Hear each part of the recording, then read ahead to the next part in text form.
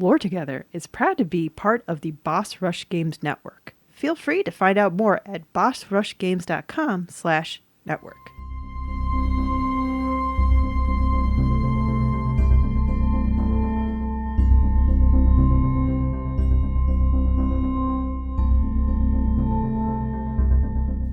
Hi, I'm Safi. And I'm Mystic. This is Lore Together. This is the podcast where a husband and wife team go over all the storytelling, world building, and characters of video games. Because it's what we like to do together. We lore together. Yep, and this is episode 138. Welcome. But before we get to the episode, if you'd like to contact us, you can do that in many different ways. Instagram, Blue Sky, Mastodon, Reddit, YouTube, Steam, and Discord down in the description below. Or you can contact us via email at loretogether@gmail.com. And if you'd like to support the podcast, and we hope you do, you can do it in two different ways. First is 5 stars, thumbs up, whatever it is, wherever you're listening, we appreciate it. Also, I just found out that you can leave comments on Spotify episodes. New. I did not know that. That's relatively new. They didn't implement that until recently. The other way is through Patreon at patreon.com/loretogether, where you can pay a per episode pledge to get early access to episodes, exclusive access to some Let's Plays, voting rights in other Let's Plays, as well as Q&As and other stuff that we should probably get back to. Yes. Ask us questions. Yes. Patrons. We may need to put up a post for that, Mystic, if we want people to do that. In addition, patrons at the $2 level or above can get an ebook copy of my sci-fi debut, Mother Revolution. If you would like a sci-fi where the protagonist is a single mom with a really cute infant baby, and who is also very willing to smack a bounty hunter across the face when he crosses her, I think you might like Mother Revolution. I think you would. I just trying to think of every angle where somebody might like the book. That's fine. And Mystic constantly makes a face. But he can't say anything because as much as I love my husband and he supports me and he's told people about the book, he has not read it himself. I'm sorry, I'm busy working on our episodes. Oh, really? Because you don't have any free time whatsoever where you could read a book. Mister, I just binged a bunch of Super Sentai for months now. Can you tell we're married? All right, so episode 138. Yes. We are... Mystic started this with saying, like, is it bad that I do an episode concept because I want to get the game? I said, no, that's perfectly fine. That's the best excuse ever. Just do it. So, full disclosure, I wouldn't have to get a game to cover this topic, but it would be beneficial to get a game. All right, you talked yourself into it. We have covered this franchise before. Okay. Many times. Okay. And a recent one just came out. Does that help you? Okay, Elder Scrolls. Yes. Who would have guessed that the Elder Scrolls 4 Oblivion would have a remaster shadow dropped out of nowhere? Out of nowhere, too. Okay, not fully out of nowhere. If you were in the know, like people were. It's been rumored for a long time. But I think for the mainstream, especially since Skyrim had such mainstream acclaim for the last decade, to suddenly have. So this is Oblivion. Yes. Come out of nowhere, and everybody immediately posting on socials the ugliest of faces they've made for the character creator, which I'm like, we don't need to harken back to that bad character creator. Quote unquote bad, I say. And strangely, so what we're going to be covering is something that I've wondered about for well over a decade and just never dug into. Oh, okay. Yeah, I've wondered about this since I first played Oblivion way back when. Uh-huh.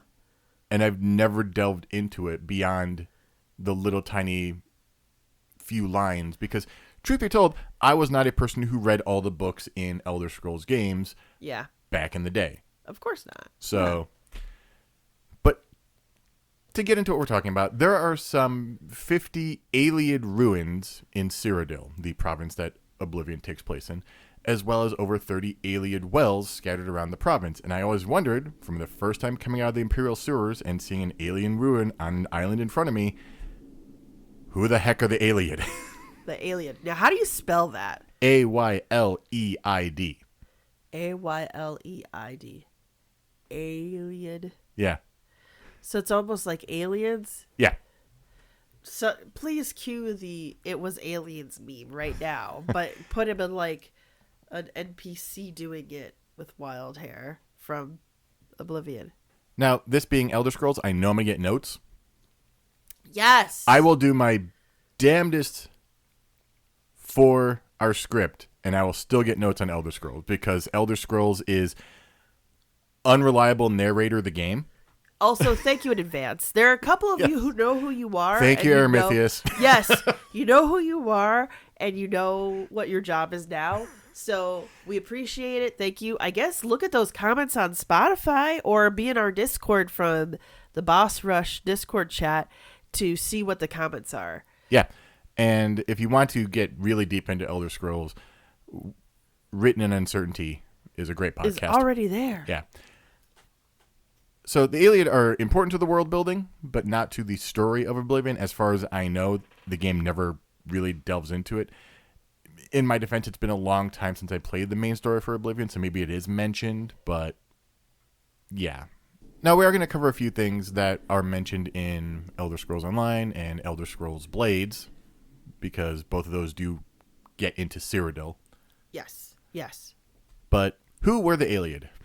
Of no surprise, they were elves. Wait a minute. But they do not have the Mer naming convention for who they are as people. P.S. I'm going to randomly mention, I might sound stuffy because getting over a cold. So sorry that I did. Yeah. But they don't have the Mer, like they're not the boss. Not all of them do. Mer, You're right. or Like there's the Bossmer, the Altmer, the Dunmer, the Chimer, which are the same. And the Orsimer, Dwemer. the Dwemer. Yeah, they don't. I don't know why that is. Yeah. So Okay, so they're already going a little rogue with Yes. what they are. But their story starts in the Merethic era. And then, well before the Second Era, the society itself is pretty much completely gone.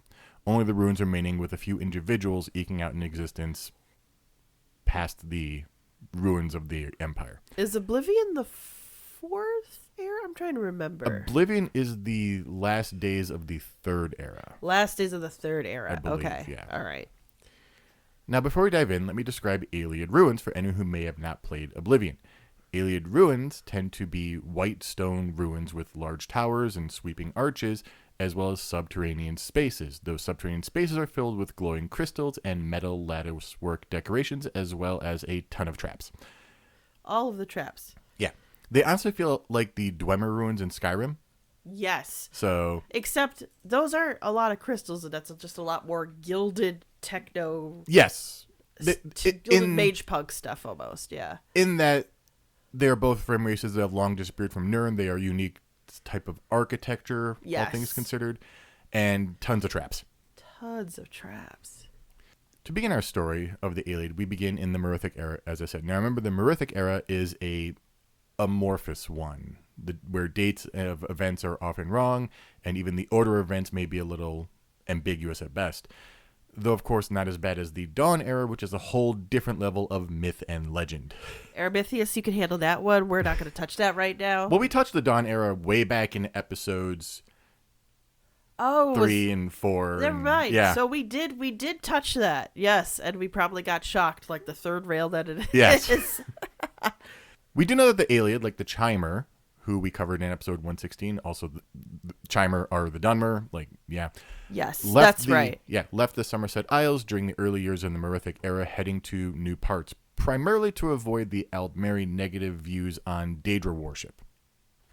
Yeah, that's kind of the reason why they're the Dunmer now, but not entirely, right? Yeah, but unlike the Chimer, the Ayleid were more spread out. It wasn't just Morrowind and whatever. Okay. So they were most concentrated in Cyrodil, but they also had notable settlements and towns in High Rock and modern-day Blackmarsh. So High Rock is where the Bretons are from. Yes. And Blackmarsh is where the Argonians are from. Yes. In Cyrodil, we do know a little of what came before the Ayleid. Mainly, the Imperial City's island was once home to birdfolk, but the Ayleid either wiped them out or perhaps the Khajiit hunted them during expeditions from elsewhere. All we know is that they were gone around the same time that the Ayleid got their footing in Cyrodil. Cats hunting down birds. Shocking, I know. Feels right, at least canonically. Yeah. Now, I do know that the Aldmeri explorer Topal the pilot had encountered the Birdmen, but we don't know what happened to them between his explorations of... Yeah, we mentioned this before, haven't we? Like, just a brief mention? Yeah, and it's getting another brief mention. So I don't know Yeah. what happened between his explorations and the arrival of the Ayleid, and if there is an explanation, I don't know it. When you say bird people, I immediately think of, what is it they're called? The Rito from... Yes. Yes, From Zelda. From Legend of Zelda, which I think are some of the best bird people designs I've seen. Even if they don't scientifically make the most sense, they're not so awkward compared to some other bird people drawings I've seen before. Oof. Finally, free of the Sunset Isles, Daedric worship flourished. Now, unlike the Chimer and other groups, the Ayleid didn't really break down the Daedra into good and bad. Those divisions between good and bad Daedra mattered even less when rich and powerful Ayleid kings and aristocrats started to openly venerate them all, even evil ones included. Quote-unquote evil. And we have noted in our earlier episodes that you've referenced, because we did basically our episodes 3 through 7 are going through the beginning origins of Elder Scrolls. Yeah, 3, 4, 5, and 6 are... 3 through 6. Yeah. 3, 4, 5, 6. Excuse me. Are the creation myth of Nirn and Tamriel. Yes. As well as brief bits on the races, and then we also covered the Aedra and the Daedra. The Aedra and the Daedra. Which there is not much of a difference between... I mean, there is. The Daedra are definitely more on their own whim. You know, some may be good or more willing to help. Some may be more vile and, you know, looking to increase their power or just play with mortal lives. The Aedra are willing to play with mortal lives, but they tend to do it for more altruistic reasons. Well, that's what I mean in terms of, like, power. It's almost closer to, if you understand, you know, god pantheons, like the Greek/Roman pantheon, or something of that nature. It's a lot closer to that idea of, like, good and evil aren't two separate energies. It's the same kind of power. Yeah. It's just how it's utilized. This actually brings up an interesting thing. So I was looking at Baldur's Gate 3 discussions lately, and someone was asking why there was this temple to a evil deity. I don't remember which one. Okay. And quote unquote on the evil, obviously, because Dungeons and Dragons is weird.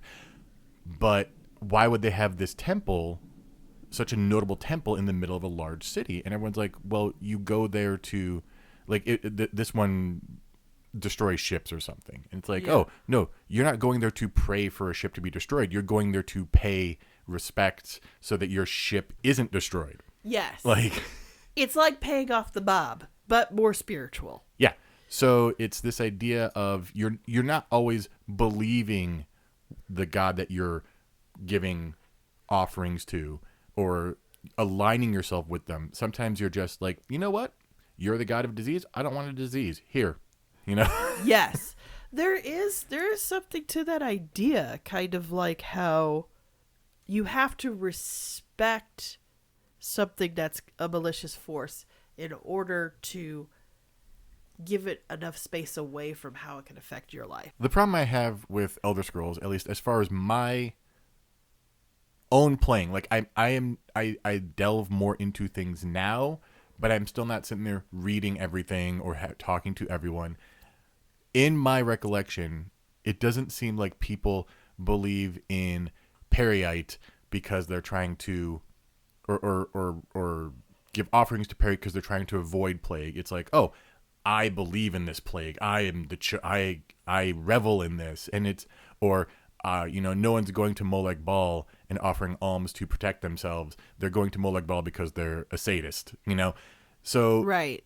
It seems to me in Elder Scrolls, and again, this is not me speaking authoritatively. I am asking for feedback from people because we'll get these discussions on our Discord. Yeah, and that's one thing that because we do such a broad brush with lore, we can sometimes only focus on one specific thing. Yeah. But I'm wondering how the belief systems work in Elder Scrolls en masse, because people will go to the Aedra for help, but how does Daedra worship work in, say, Cyrodil.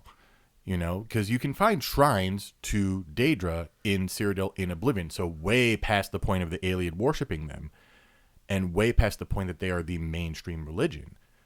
So, like, how does that work in terms of what are the people offering for? Right. Do they themselves align with Molag Bal or Hermaeus Mora or Clavicus Vile, or are they trying to appease a deity instead of follow a deity? Yeah, I think there's varying degrees too, because I think it also depends on where you find them, because there's also like the whole Talos worship. Talos, excuse me. I almost said Thanos at one point. I was like, that's not right.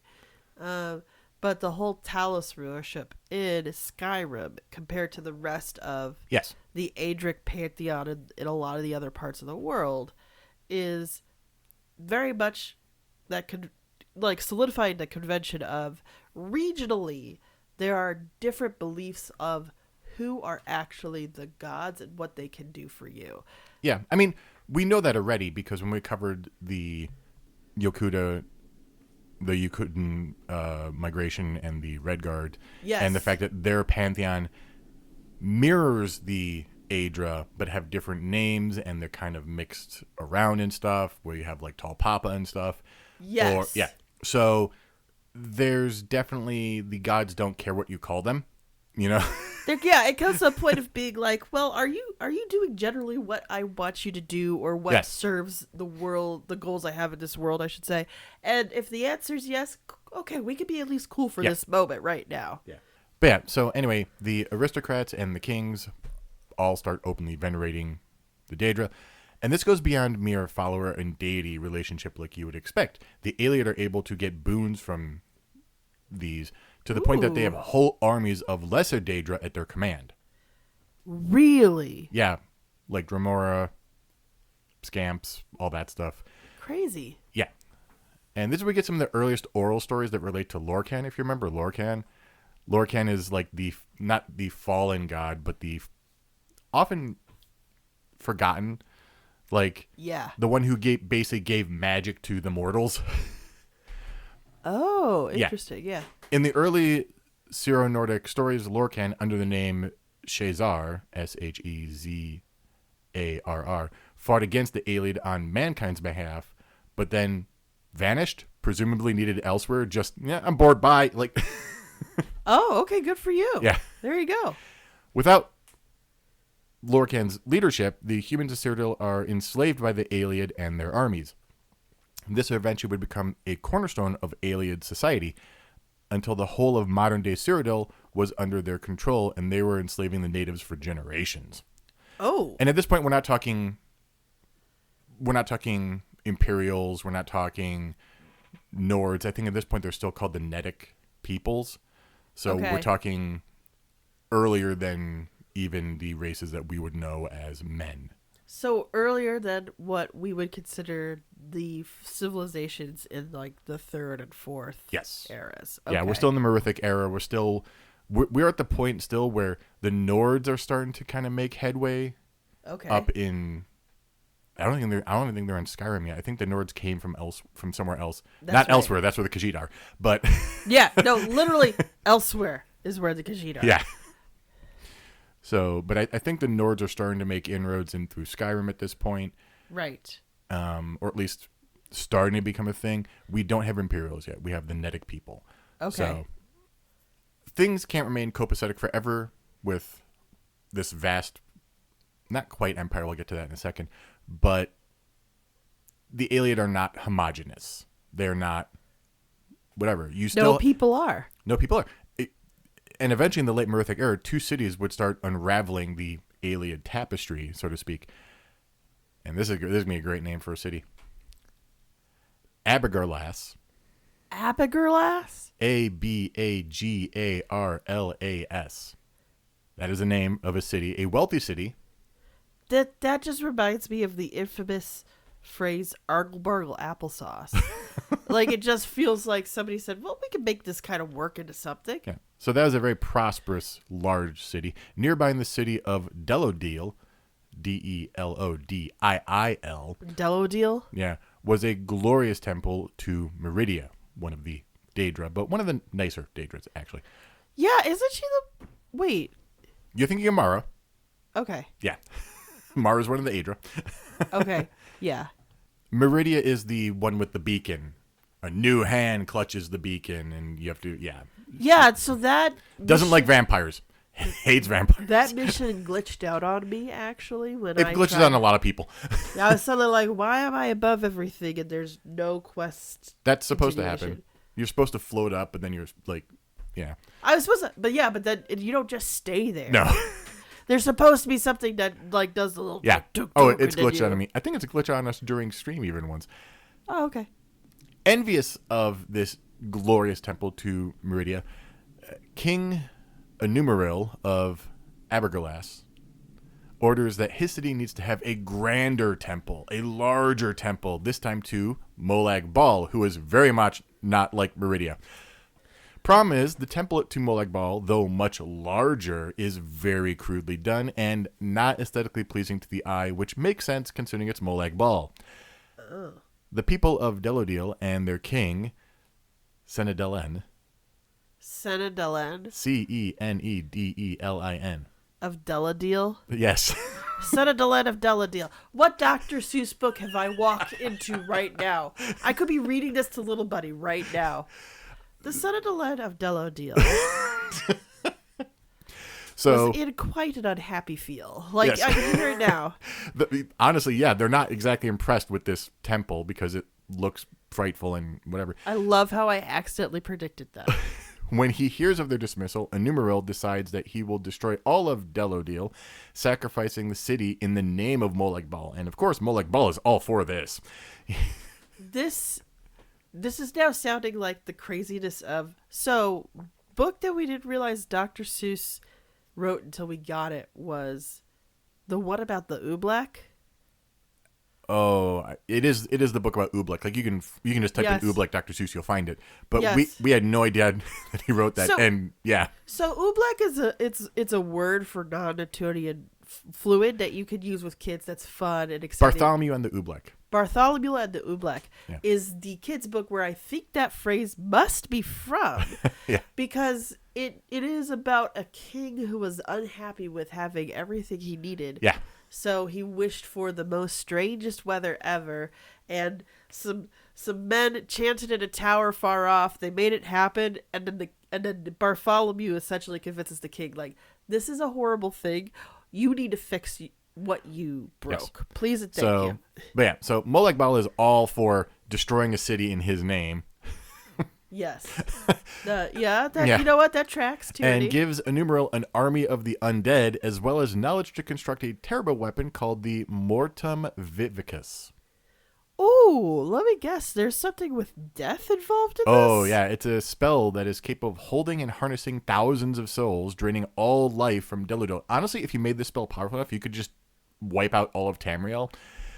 So, but then you'd be so powerful. Oh, man. But this would essentially turn all the people in Delodil into undead servants of Molag Bal. Now, wait. Wasn't this part of like the D&D movie plot? Yeah, honestly, yeah. A little bit of Zastam in here. Yeah. Meridia. Where's Chink? Meridia, also being a Daedra, knows what's going on and warns the people of Delodil because they are her followers. She went to Celodil. Stop. Of Delodil. And told them over a fine meal. Stop. And a group of priests are sent to destroy the weapon, killing both the queen and the prince, actually. As they are about to destroy the device, though, Molag Bal pulls it, like the remnants of it, into his realm of Oblivion, Cold Harbor. This is all... Most of we know about this from Elder Scrolls Online, which you can go into Cold Harbor. Yes. The priests leave, chased by the undead, and Meridia just destroys Arbogast with divine lightning. So... you've heard this. Crackle. Yeah. There you go. Strife between Daedra-devoted kings and cities is one thing, but soon the whole thing boils over into a conflict called the Nefincel Schism between the Daedra faithful and the Aedra worshippers, and the Ayleid Empire just starts unraveling on itself. Yeah, that sounds like it's a city war that caused a whole... Yeah, so the Ayleid are not much of a solid empire as you might be thinking about. It's more of a collection of city-states that have a central power hub. That sounds like it. So it sounds kind of like how ancient Greece was kind of structured. Okay. So the central power hub is in the white gold tower on the Imperial Isle. This is still there in Oblivion. This is the big tower. Oh, interesting. Okay. Either way, with the Aedra worshippers decidedly on the losing side. The Aedra? Yeah, the Aedra worshippers are on the losing side in this whole schism. Okay. The things take a turn for Ayleid society. Much more sadistic and hedonistic practices begin to take root. Slaves are routinely sacrificed for the Daedra in exchange for armies of lesser Daedra as these city-states all vie for power. Meanwhile, there's Meridia being like, look, guys, can we slow our roll a little bit? Like, we don't have to be the bad guys. Yeah. Around this time, we have the king, Cyrodil Lightbringer, waging war across Tamriel. Doesn't go amazingly well for him in the end, though, as his brother, Valentis, finally a name that I can say, leads the other Ayleid kings into rebellion against him. With an Elder Scroll in hand, as well as some other parts to this thing, Valentis speaks a ritual sealing Cyrodil in a crypt beneath a statue bearing Valentis' likeness. Ooh. Then Valentis proceeds to remove his brother from it. Pretty much as much of the historical record as possible. Interesting. Yeah. That statue, by the way, is central to the town of Rivercrest, which is the town that Elder Scrolls Blades takes place in. Wow. All right. You know, considering how real history is in the real world, I wouldn't be surprised if Valentis, you said his name was? Yeah, Valentis. Valentis? I wouldn't be surprised if Valentis changed his name to something that was easier to say. Fair. Kind of like... Or I'm known as this now. Well, it's kind of like, I think of it like Octavian to Augustus. It's like, I have power now. Respect it. Yeah. We're solidly in the first era at this point. Okay. In fact, that whole thing with Cyrodil and Valentis is kind of the beginning of the first era. Again, we're still at a point where it's kind of hard to really nail down everything to a date. Okay. You know, it's thousands of years ago still. You know? Yes. So eons, pretty much. It is during this time that we meet Alessia, a Nedic woman and slave to the Ayleid. She prays to the Eight Divine, the Aedra, who grant her their blessings. Specifically, Kain sends their demigod son, Morihaus, Morihaus, to fight by her side along with Pelinal Whitestrike, who we will get into later. I know I've heard before the name Alessia and Morehouse. Yes. Yeah. Alessia proceeds to lead the slaves as the slave queen in direct rebellion of the Ayleid. Oh, this is where the Daenerys Targaryen vibes come from. Okay, all right. And it wasn't just her and Morihaus and Pelinal. She quickly found allies among the Aedra-worshipping Ayleid city-states, which shoved the entire province into another civil war. Who doesn't love a good civil war? Yeah. There's a bunch of notable battles, most of which are just names with no real information, as history does. The final battle was at the White Gold Tower, where the Alessian champion demigod Pelinal Whitestrike duels another demigod, Umaril the Unfeathered. So, yeah, we're dealing with epic people at this point. Pelinal Whitestrike is already a fascinating individual who actually conquered all of Tamriel on his own in the late Merethic era. I'm sorry, what? Yeah, but he never put his conquered areas under a single banner. He would just kind of get bored and leave a place to its own devices and go off to conquer somewhere else. Did he at least make it a little better before he left? I don't know that, actually. Because I don't know if I could be entirely bad about, like, all right, I'm here. You're messy. Fix it. Is it fixed? Great. Keep your culture. I'm God. He was also known to be a bit of a homicidal nutcase at times. So, complex individual. Yes. Of course, most of this is grandiose legend, and whether he was a hero or warlord depends on which side you're on. Well, this sounds like the Khan dynasty almost, too. Take it all with a truck full of salt. The one objective thing we can say about him, without him and the other demigod, Morihaus, the rebellion might have had a more difficult time of taking on the Ayleid. Pelinel led a bloody swath of his own through the Ayleid's town and cities. Like, yeah. Yeah, no, wars always, dare I say, war never changes. Yeah. Both Pelinel and Umaril would not return from the duel. Pelinel was killed. Umaril was banished to Oblivion. In the end, the slave queen Alessia and her followers take the White Gold Tower, founding the Alessian Empire, the first major empire of men in Tamriel, shifting the power from mer to men for the first time, and Alessia declares herself Empress. I mean, she's kind of earned that. Morahouse was her consort. I have neglected to mention until this point that Morahouse was a demigod bullman. Oh my! So I don't know if you noticed, Mystic, but in the monster romance genre, there is a great swath of a new trend of milking minotaurs. Children, do not ask your parents. Is this something we should be talking about? I just want to mention that Alessia is obviously of that camp. That's all I wanted to say. So Alessia is mother to Belharza, the first of the Minotaurs in Cyrodil.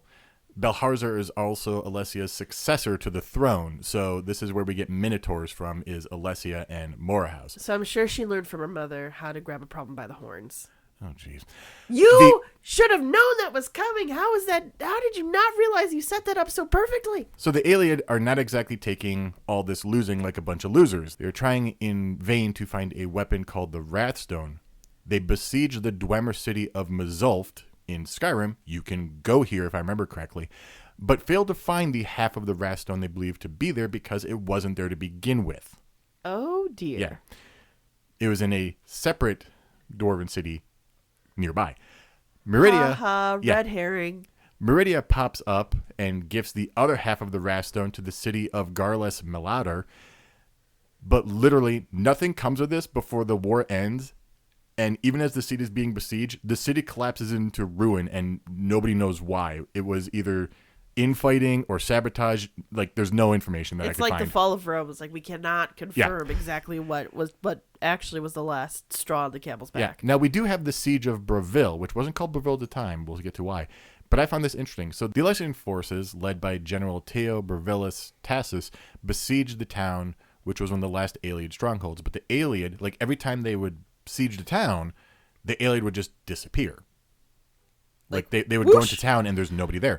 So the Ayleid were using alteration magic to levitate and breathe water to hide from the Alessian forces during the day. Ooh. And at night they would return and kill all the soldiers who were in the city. This is actually kind of a big deal, as the Ayleid were kind of the creators of that style of magic, levitating and such.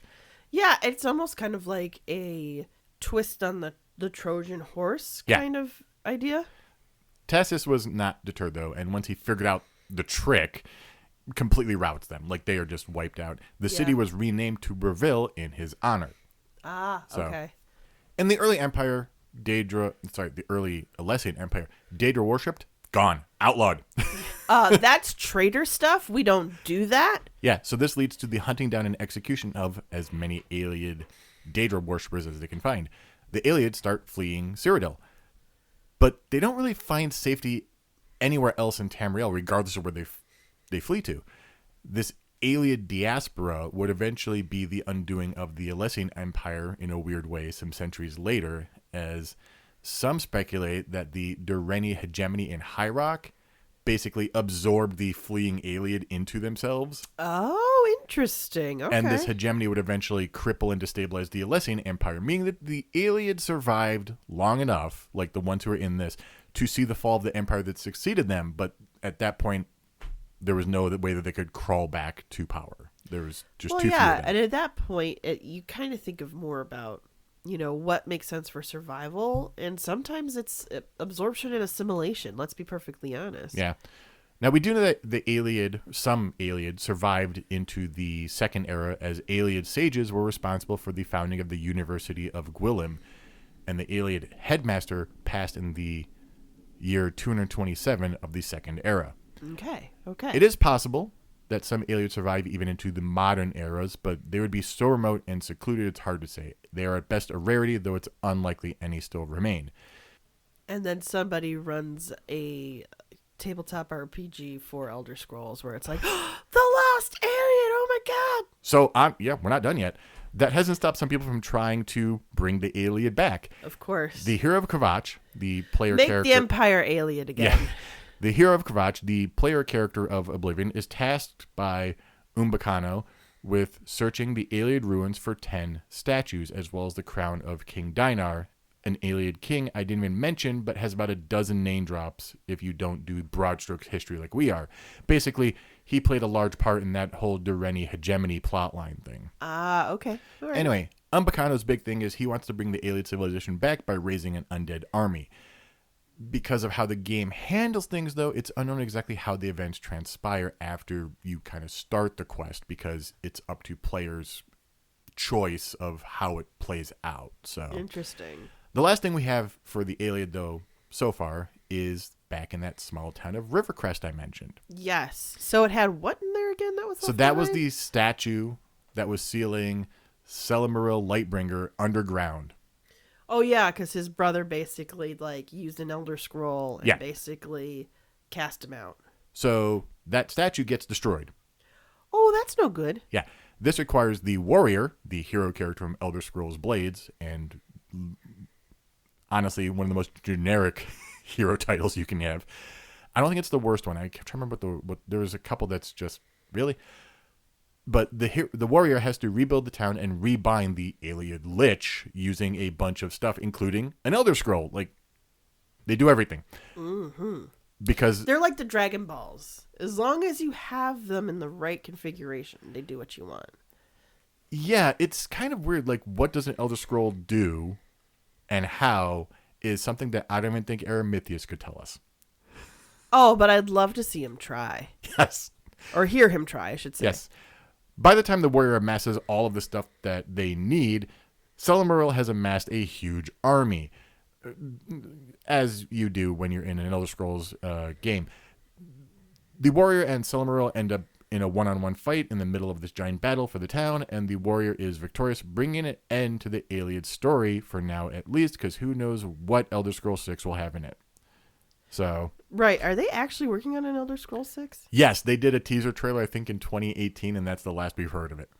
Yeah, we've had a full-on pandemic and so much other stuff after that. Yeah. You know? So yeah, that's where we're ending with the Ayleid. The Ayleid. I still want to say that it's the aliens meme. You just need to have an NPC. It's like, it's the Ayleid. Wow. Yeah, the idea of this Ayleid diaspora and like what happened to the last pieces of them, because so they were elves. Yeah. Was there anything distinct about how they look? Kind of like how. So they're usually called wild elves. Wild. Yeah. Interesting. But yeah, it's as far as anything that's unique about their appearance, I do not remember. Yeah, because obviously I was more interested in who they were, not what they looked like. Yeah, so. Because there's a distinct difference between the Bosmer, the Asmer, and then even the Chimer before they became the Dunmer. Yeah, and we do see some Ayleid in Elder Scrolls Online because, of course, that takes place in the Second Era. We do have some Ayleid living into the Second Era. We have these undead Ayleids who come back and everything. So we have seen a couple of them, but I don't remember them being anything super crazy. Yeah, I don't think crazy. I just wonder if they have like common features or something like that. I do not remember off the top of my head. Sorry. Mystic, that's your job. You're supposed to know. He's staring at me, guys. He's so upset that I pointed that out. Thank you guys for listening. So next time we will be doing we're going to get the remastered. So we're doing remastered Oblivion. But wait. We might as well. Yeah. Are we going to do is there Ayleid in the beginning? So honestly, yes, because all of the Imperial City, like the under part of the Imperial City, and much of the Imperial City is Ayleid structures that have been upkept, and then you have Ayleid ruins the second you get out of the sewer, just across the water from you. But I think we've played. We have. Yeah, I played it before for the live because stream. We did Oblivion for a live stream where you were trying to get to Shadenhall, I think. I don't remember. Yes. Yeah. So. Yeah, I believe that you are correct. Okay. But yeah, we'll figure it out. And that live stream will be out for the Thursday after this airs to the public. And our alternate Thursdays is still Mass Effect 2. Yep. We've actually posted polls up, right, Mystic, for our patrons? We have a poll going right now for what we're going to do. Unfortunately, by the time you hear this episode, that poll will no longer be valid because we'll be streaming what that poll is about. Yeah. But there'll be more polls coming up on what we will be doing. Not only will there be more polls about what we will do in Mass Effect 2, but keep in mind that even if you're not a patron, if there are tiebreakers are in the live chat for the YouTube on those alternate Thursdays at 9 o'clock Central Standard Time. And occasionally we do a cozy stream every other Tuesday. Yep. Even if I'm congested as all heck. But thank you guys for listening. Thanks so much for listening this time. We hope we'll catch you the next time. Bye. Bye.